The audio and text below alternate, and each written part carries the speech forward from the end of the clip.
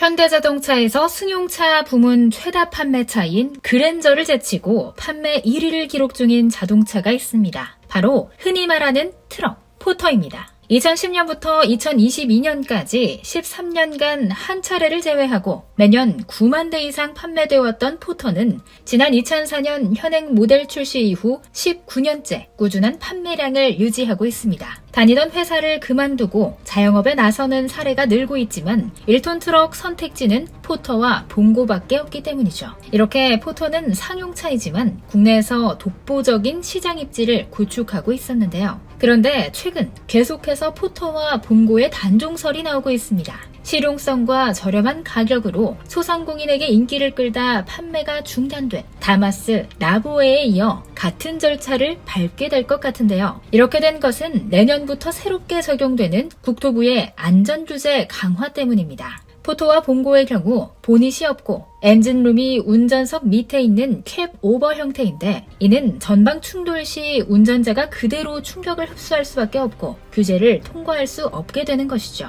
업계 예상대로 국토부 안전규제가 완전히 적용되는 2027년까지 포터, 봉고가 단종되면 한국 GM의 다마스, 라보에 이어 기존 경소형 트럭 강자들이 일제히 퇴장하게 되는데요. 한편 연 1만 2천 대 수준으로 팔리던 다마스, 라보의 빈자리를 선점한 것은 바로 중국산 벤이었습니다. 대창 모터스 등 국내 중소기업이 유통하는 다니고, 마사다 등 중국 전기벤이 최대 1,100만 원대 국고보조금을 앞세워 소상공인을 공략하고 있기 때문입니다. 보조금을 빼면 실구매가가 1,600만 원 수준인 마사다는 지난해 1,500대 이상 팔리며 시장 점유율을 높여갔는데요. 다마스를 대체하면서 판매량이 증가 추세인 중국산 경형벤이 포터와 봉고의 자리까지 위협하면서 국내 점유율에 미칠 영향 걱정이 이만저만이 아니었습니다.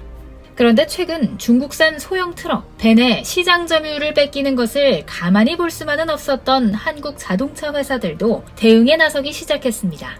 지난달 자동차 업계에 따르면 현대자동차는 포터를 대체할 소형 화물차를 구상하고 있는 것으로 전해졌습니다. 일각에서는 현대차가 스타리아를 기반으로 한 새 소형 트럭을 내년 1분기에 출시할 수 있을 것으로 예상하는데요. 중국 전기벤을 견제하기 위한 또 다른 회사가 있었습니다. 바로 르노코리아입니다. 르노코리아는 스포츠 유틸리티 차량 QM6를 화물용으로 개량한 QM6 퀘스트 모델을 3월 내놓기로 했습니다. 르노코리아 측은 특히 기존 1톤급 트럭형 업무용 차와 단종된 경형 벤 등을 대체할 수 있다며 향후 QM6 퀘스트를 활용한 쿠팡카나 택배차 등장을 기대하는 눈치인데요. 정통 강호의 퇴장을 계기로 중국산 벤이 끼어든 자리에 한국의 자동차 회사들이 대체 차종을 준비하면서 경소형 트럭 시장의 세대 교체가 일어날 것으로 예상되는데요. 중국산과는 차별화된 기술력과 안정성을 바탕으로 소형 트럭 시장의 승부수를 띄운 한국 기업들이